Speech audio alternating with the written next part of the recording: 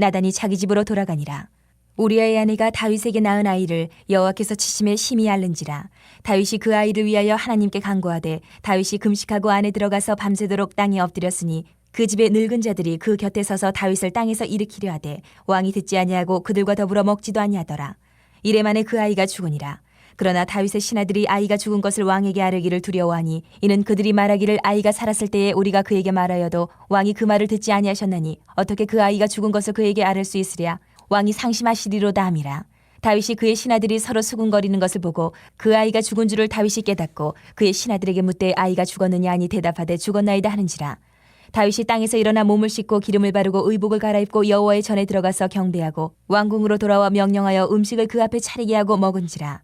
그의 신하들이 그에게 이르되 아이가 살았을 때에는 그를 위하여 금식하고 오시더니 죽은 후에는 일어나서 잡수시니 이 일이 어찌 됨이니까 하니 이르되 아이가 살았을 때에 내가 금식하고 온 것은 혹시 여호와께서 나를 불쌍히 여기사 아이를 살려주실는지 누가 알까 생각함이거니와 지금은 죽었으니 내가 어찌 금식하랴. 내가 다시 돌아오게 할 수 있느냐. 나는 그에게로 가려니와 그는 내게로 돌아오지 아니하리라 아니라.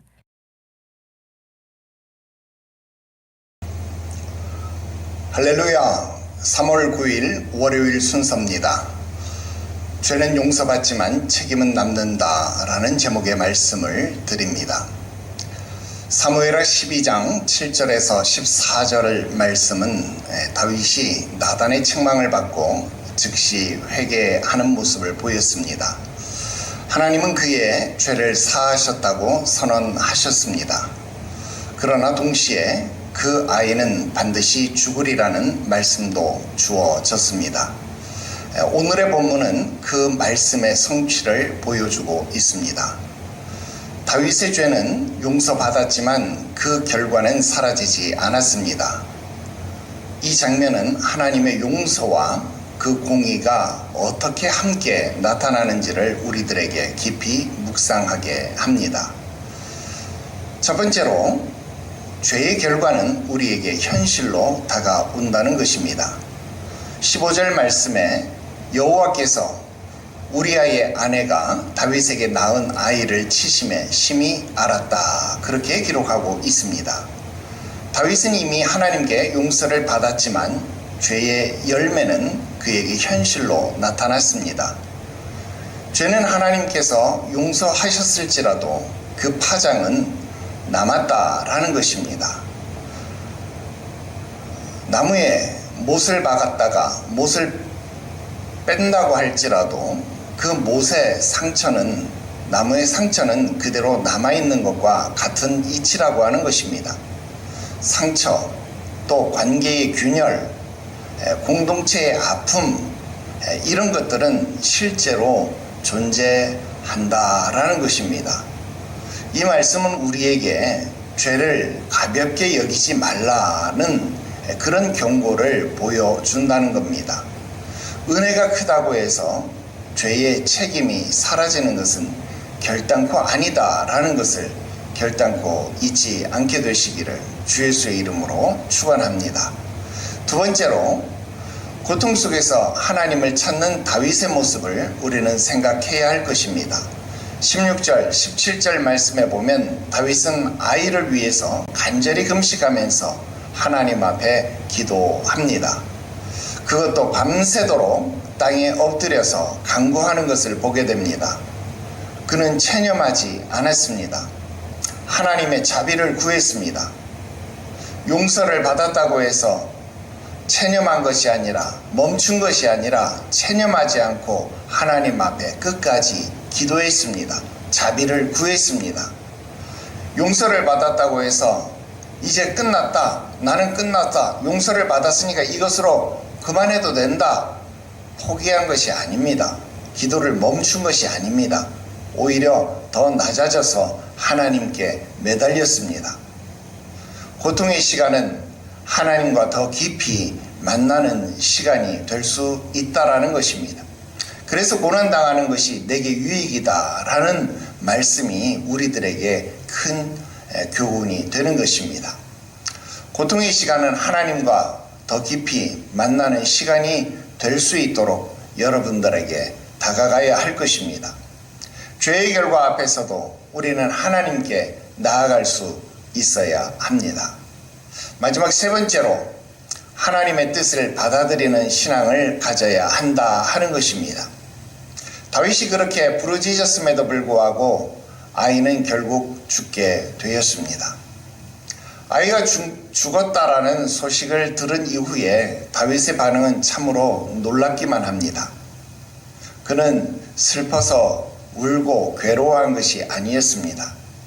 그는 일어나 몸을 씻고 기름을 바르고 여호와의 전에 들어가서 예배했습니다. 사람들은 그런 반응을 이해하지 못했습니다. 그때 다윗은 고백합니다. 나는 그에게로 가려니와 그는 내게로 돌아오지 아니하리라. 그렇습니다. 그는 하나님의 결정을 온전히 받아들인 겁니다. 회개는 단지 눈물로 끝나는 것이 아니라 하나님의 공의로운 결정도 그대로 인정하는 태도, 바로 그것이 온전한 회개의 태도인 겁니다. 죄는 용서받았지만 책임은 남은 것입니다. 그러니 그 책임 속에서도 다윗은 하나님을 떠나지 않은 것입니다. 그 책임마저도 온전히 수긍하고 받은 것입니다. 결론지어 말씀드립니다. 하나님은 우리에게 자비로우신 분이십니다. 회개하는 자를 하나님은 용서하십니다. 그러나 하나님은 동시에 공의로우신 하나님이십니다. 죄의 결과를 통해서 우리를 깨우치시고 우리를 그의 거룩하심으로 이끌어 가십니다. 진리는 이 두 가지를 우리들에게 동시에 가르쳐 줍니다.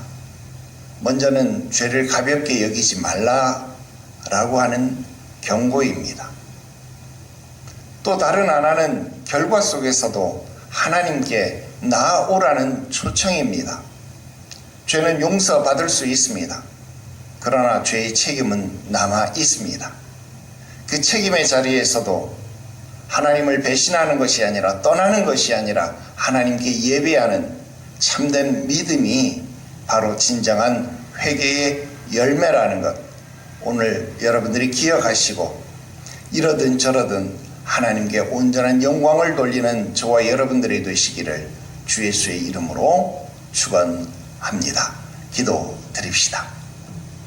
공의로우신 하나님 아버지, 죄의 결과가 얼마나 크고 무거운 것인지를 깨닫습니다. 우리로 하여금 그 죄의 책임 가운데서 부인하고 떠나는 것이 아니라 온전하신 하나님의 결정하심을, 공의로운 판단하심을 인정하고 수긍하는 우리 되게 하시옵소서. 그 가운데서도 하나님을 찬송하며 수긍하며 하나님께 영광 돌리는 우리 되게 하여 주시옵시고, 그 처결 가운데서도 하나님 앞에 회개하며 돌이키는 우리의 책임을 다하는 우리의 삶이 되게 하여 주셔서 우리로 하여금 죄의 경고를 무시하지 아니하고 또한 죄의 책임을 떠넘기거나 회피하지 않는 자 되게 하시옵소서. 거룩하신 구주 예수님의 이름으로 기도드리옵나이다. 아멘.